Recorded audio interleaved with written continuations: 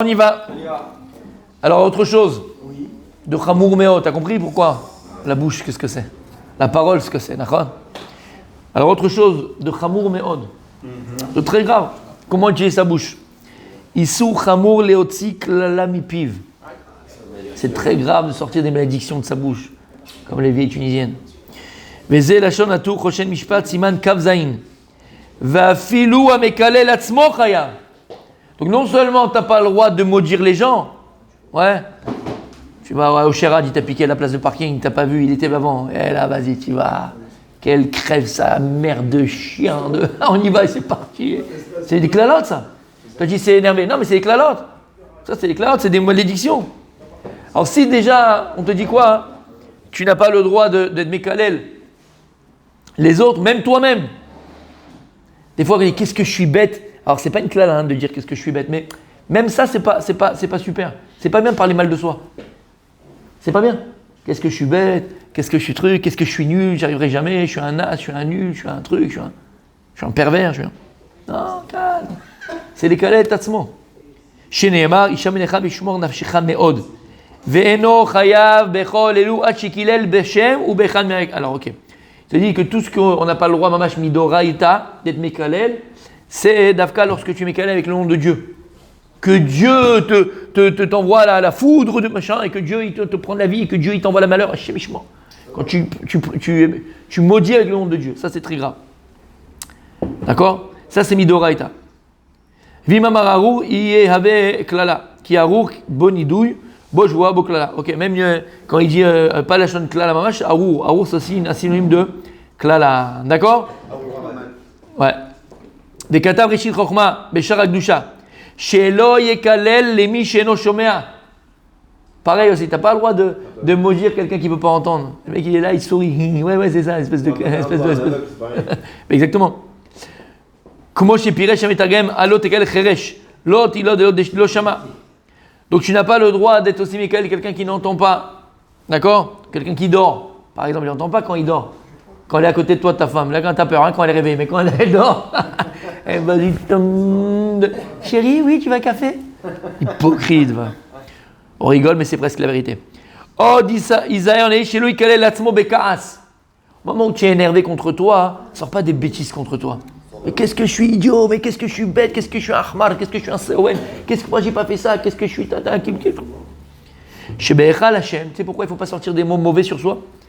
Chez Be'echal Hashem, chez Be'echal, Erba Mechalot, Aklipot, Yesh Kochot, Nikraim, Orereyom. C'est les clipotes, c'est les forces du mal qui s'appellent ce nom-là. Ve'elu lokrim otak lala shekilel atzmo, ou mekaimim otak chas v'shalom. C'est des malachei Chabala qui prennent cette klala, cette parole, la mauvaise que tu as dit sur toi. Et il la réalise dans le monde. Quand on dit que la parole est créatrice, dans le bon ou dans le moins bon, ça dit que fais gaffe. T'es devant même, regarde, on va essayer un petit peu d'élargir un peu le sujet. Mais c'est tellement vrai, d'accord?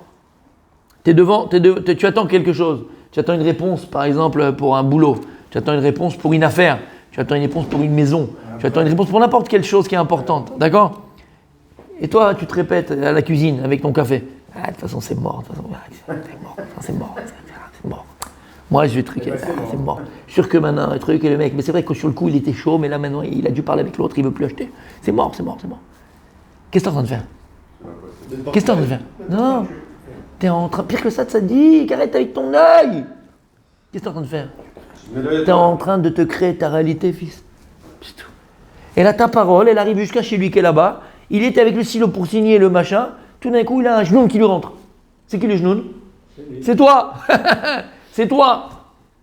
C'est ta noirceur, c'est ta négativité, c'est ta lourdeur, c'est ton manque de confiance en toi. T'as parlé. Et la vérité, entre nous, combien de fois c'est arrivé qu'on a dit un mot, paf, boum, tac, c'est arrivé le truc, c'est pas possible. Dans le bien, non mais, mamache, on l'a vécu. Dans le bien ou dans le moins bien. Tu viens de le dire, c'est pas possible. Ouais. Pourquoi? Parce que le Koach HaDibour, lorsque Dieu il a créé le monde, a dit Dieu il a créé le monde avec les Asara Mahamarot. Tout ce que Dieu, la force que Dieu il a donnée à l'homme, c'est pas dans sa Neshama, parce qu'on n'est pas une Neshama. On n'est pas une âme, comme on a dit. Et si on pense c'est pas dans... il y a la même force. Ouais. Alors la pensée, moi, ça dit. dit. On parle pas, c'est Koach HaDibour. Ouais. Non, on a répondu, on avait dit. Voilà. On avait dit ça. Mais c'est pas là. Ah, c'est pas mal de. Voilà, d'accord, voilà. D'accord, à son niveau. Voilà. À son niveau, il veut dire. Je pense que c'est un point. Alors, c'est pas le cours d'aujourd'hui, c'est pas parce qu'on reste dans le dibour et je veux pas. Mais bon, puisque tu en parles, et c'est important, d'accord? Le Ramban, lorsque la Ramban Nachmanide, par exemple, hein, mais on avait parlé juste d'exemples comme ça. Lorsque la Torah vient, elle te dit que Akadosh Brou il a envoyé le Malachim pour sauver Lot et sa famille, il leur a dit ils ont dit une chose à Lot. Quand vous partirez là-bas, d'accord, vous allez vous sauver de Sodome, ne vous retournez pas. Ne vous retournez pas. Bon, plein de Mefarshim posent la question, pourquoi il ne va pas se retourner, pourquoi il faut se retourner, pourquoi Makara, qu'est-ce qu'il y a? Bon, l'homme est chané, on reste sur le Ramban. Et on connaît l'histoire que lorsqu'ils se sont sauvés, la femme de Lot, elle s'est retournée. Et donc c'est devenu une statue de sel. Omer Ramban, c'est magique. C'est magique. Quand tu vois Michael Jackson, tu deviens gris, toi? Non, je sais pas. Tu vois quelque chose, tu deviens ce que tu regardes. Quel rapport? Non? Hein? C'est magique? Hop, il n'y a rien de magique. Il n'y a rien de magique. Il faut bien qu'on comprenne bien une fois pour toutes dans ce monde-là, il n'y a rien de magique. À part la mer qui va s'ouvrir en 12, ça s'appelle un S, sinon il n'y a rien de magique. C'est-à-dire, Kakada. La fréquence. Et après, oh là là. Le niveau d'élève. Moi je pense que je n'ai pas grand-chose à vous apprendre aujourd'hui. Très bien compris. Je pense que je n'ai pas grand-chose à vous apprendre aujourd'hui. C'est pas magique. Pourquoi? Dans tout ce qui arrive, on a parlé que Akadosh Baruch Hu, le monde que Dieu il a créé, c'est un monde qui est, il va le dire le mot, qui est logique. Il y a des ramifications à tout, ça dit. Il y a des plus que ça. Il y a des ramifications. Voilà, plus que l'ordre. Il y a des ramifications. C'est-à-dire, Monsieur, madame, il s'appelle Monsieur X. Non mais pas que ça, non, je ne parle pas dans ça. Je parle dans les ramifications. C'est-à-dire que pour avoir des enfants, il y a un tuyau. Il y a un tuyau par lequel Akadosh Baruch Hu mashpia yeladim. Il y a un tuyau par lequel Akadosh Baruch Hu mashpia chokhma. Non, oublie ça, oublie nature. Il y a des ramifications, il y a une logique. Alma de Mishkala il le Zohar. Olam HaMishkal, le monde que Dieu il a créé, c'est un monde de la mesure. Tout est mesuré. La preuve, c'est que tu le comprends au niveau physique. En vérité, le physique, c'est simplement le résultat du métaphysique. Donc le physique, quand tu prends une bouteille d'eau qu'on a expliqué 1 milliard de fois, d'accord, et tu prends derrière la composition de l'eau, Ca2+, SO 4-, tatati, tatata, d'accord. En vérité, c'est quoi ça? C'est quoi H2O, pardon. C'est quoi le Inyan? Qu'est-ce qu'il y a écrit derrière? C'est quoi que tu vois là-bas, physique? Qu'est-ce que tu vois? C'est quoi? C'est l'eau. C'est l'eau. Et tu enlèves un électron à un atome, tu as autre chose complètement. Un électron, ça te transforme. Donc le monde, il est mesuré. Mais en vérité, de la même manière que le monde physique, il est mesuré, tu comprends que le monde physique, c'est uniquement le résultat d'un monde métaphysique. Le monde métaphysique, il est aussi... Alors que c'est bizarre, parce que tu dis, c'est normal que ce monde-là, il est entre guillemets cadré, mesuré, parce que c'est le monde de la matière, donc il est fini. Comment tu ne peux pas dire que le monde du métaphysique, il est fini, Non, en fait, c'est pas qu'il est fini, c'est qu'il y a des ramifications, exactement, il y a des règles, voilà. Même dans le monde spirituel, il y a des règles, c'est ça que je suis en train de dire. Qu'est-ce qu'il dit, c'est le Baal Shem Tov, c'est tout ça déroulé, d'accord, le monde. Et donc il y a des ramifications à tout, à la Parnassa, tu as un tuyau par lequel Akadosh Baruch Hu mashpia, il donne l'abondance de la Parnassa, des enfants, de la santé, de la joie, de la Torah, de la blida, de tout. C'est pour ça, hein. Mais je sais mon tzaddik, je te connais, moi je te regarde, c'est tout. Regarde bien, c'est pour ça qu'il y a écrit dans ma Sechet Brachot mes amis. La Gemara elle dit Enizan et Taolam, Dieu il dit je nourris le monde uniquement bishvil chanina beni. Uniquement bishvil, quand tu le traduis bishvil, pour chanina beni. Et lui, il est nizon d'un karoub, d'un Shabbat, un Shabbat. Omer, Abal Shem Tov, c'est quoi Bishvil Chabin Beni? Bishvil. Jvil, c'est un chemin. Kol Yehudi ve Yehudi. Chaque tzaddik, mais en vérité, chaque Yehudi ve Yehudi. Chaque tzaddik, Yeshvo Jvil. Il a un accès à lui, un chemin bifenatzmo. Tant que le chemin, tant que le tuyau, il n'est pas bouché, ah bah vas-y mon ami, Ça passe. L'eau, elle est là et l'eau, elle déborde même. Mais lorsqu'avec ta lourdeur, tes mauvaises pensées, tes mauvaises paroles, tes mauvais actes, tu penses mal, tu parles mal, tu agis mal, tu crées des bouchons. Après, tu as besoin de qui? Mario Bros. C'est qui Mario Bros? Il dit le Baal Shem Tov, c'est le tzaddik. Tu vas le voir, tu dis, j'arrive pas à avoir des enfants, j'arrive pas à avoir la parnassa, c'est un problème, il n'y a pas la santé. Et lui, qu'est-ce qu'il fait? Il débouche. Parce que lui, il voit les ramifications. Ou Roé Tabaya, le Harizal, t'es allé le voir, il savait c'est quoi ton problème, t'as dit, tac, boum, hop, il débouchait. T'as compris ce que ça veut dire? Donc attends, j'ai rien dit encore. J'ai rien dit. Donc maintenant, écoute bien. Donc le monde, il est logique. Lorsqu'on te dit maintenant que la femme de Lot, elle s'est retournée, elle a vu une statue de sel, il n'y a pas de stam, c'est pas magique. Qu'est-ce qui s'est passé? Et il dit une phrase magique. Après, tu comprends là où il écrit quand il explique le Rav Dessler, quand il fait tout. D'accord? Il dit qu'est-ce qui s'est passé? Pourquoi Kadosh Baruch Hu, il leur a interdit de se retourner? Alors il y a plein d'autres commentateurs, hein, d'accord, je ne rentre pas dans. Mais là, qu'est-ce qu'il ramène? Pourquoi il est interdit de se retourner? Qu'est-ce qu'il y a, Maka? De retourner sur leur faute. Non, pour qu'ils aient envie de retourner. Ils étaient nostalgiques. Ils étaient nostalgiques de Sodome. Elle était née là-bas, elle était nostalgique. Quelque part, elle n'arrivait pas à s'en détacher. Et elle a été punie du sel parce qu'elle avait refusé le sel aux anges. Mida Kenegad Mida. Il a fait, donc on va le dire en d'autres termes, il a fait. Il dit I kashra et marshavta. En se retournant, qu'est-ce qu'elle a fait? Elle a lié sa marshava à Sdom. Et il dit, en liant sa marshava, en liant sa pensée à Sdom, elle a amené Sdom, la pouranout de Sdom à elle.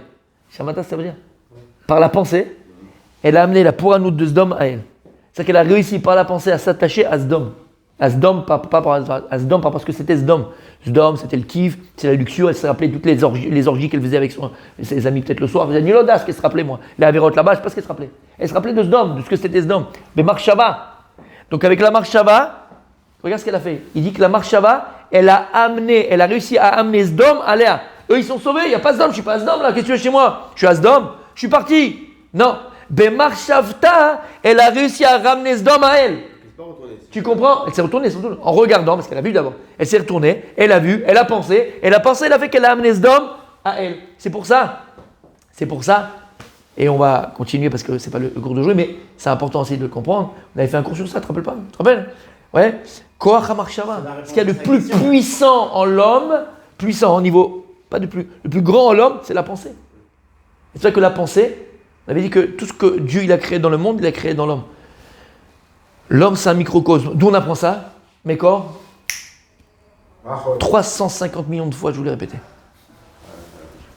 Avot des Rabbi Nathan. Maxime des pères de Rabbi Nathan. Avot des Rabbi Nathan, là-bas il ramène, et c'est magnifique de le voir, on le va ramener d'ailleurs dans les mots. Tout ce que Dieu il a créé dans le monde, il a créé dans l'homme. Dieu il a créé les mers dans le monde, il a créé les mers dans l'homme. C'est les larmes. Hachem il a créé les forêts dans le monde, il a créé les forêts dans l'homme. C'est quoi? C'est les cheveux. Akadosh Baruch Hu, il a créé les chevaux. D'accord? Les chevaux. Dans le monde, il a créé les chevaux dans l'homme. Chevaux. C'est la tchouka. Pas la tchouka. La tchouka, c'est quoi la tchouka? Le désir. Le désir. La tchouka. Le show. L'étalon italien, on l'appelait. D'accord? C'est quoi? C'est quoi les chevaux de l'homme? Pas les cheveux, les chevaux. La tchouka de l'homme. La pulsion. Mais non, il est où? Les cheveux, c'est la forêt. Les larmes, c'est le machin. Chaque chose, c'est... Les jambes. Pas mal. Un peu plus haut. Les cuisses. Un peu plus haut. La ceinture. La ceinture. La cuisse. La ceinture. Un tout petit peu plus haut. Coco, prenez. Le nombril. Oh là là, c'est ça. Là, c'est une salle. Hein. Les hanches. C'est avec ça que tu te fais le mouvement, mon petit coco. Hein, le mouvement de la tchouka. La tchouka quand tu la prépares. Hein, coquin? C'est la tchouka. Et quand tu vois un cheval comme ça, c'est l'élan. L'étalon italien, on l'appelle, nous, dans le jargon. Dans le milieu. Tu comprends ce que ça veut dire?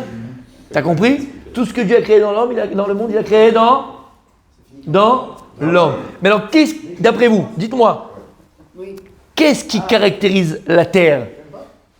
La terre. La terre. Dans le corps? Niveau physique. Qu'est-ce qui caractérise la terre au niveau physique? La terre, après on voit dans l'homme. Le cerveau. La terre, il a des pieds, la terre. Voilà, celui-là, il a bu. Qu'est-ce qu'il a bu? Qu'est-ce qui est... Quoi? Qu'est-ce qui caractérise la terre, la mer terre, la planète terre. Je parle pas maintenant la planète terre. La planète. On comprend pas la question. Qu'est-ce qui caractérise physiquement, c'est ce qui fait de la terre la terre. Sur quoi? La tête, elle a une terre. C'est rondeur. La terre. La terre, le globe terrestre. Mais quoi, dans l'homme? Oui, la terre. La planète. Non, La montagne, c'est pas très une force physique. Il y a quelque chose mais ça qui reste caractérise la terre ou ça peut être et qui fait qu'on peut vivre sur la terre. la pesanteur. Aïe, aïe, aïe, aïe, aïe. Aïe, aïe, aïe.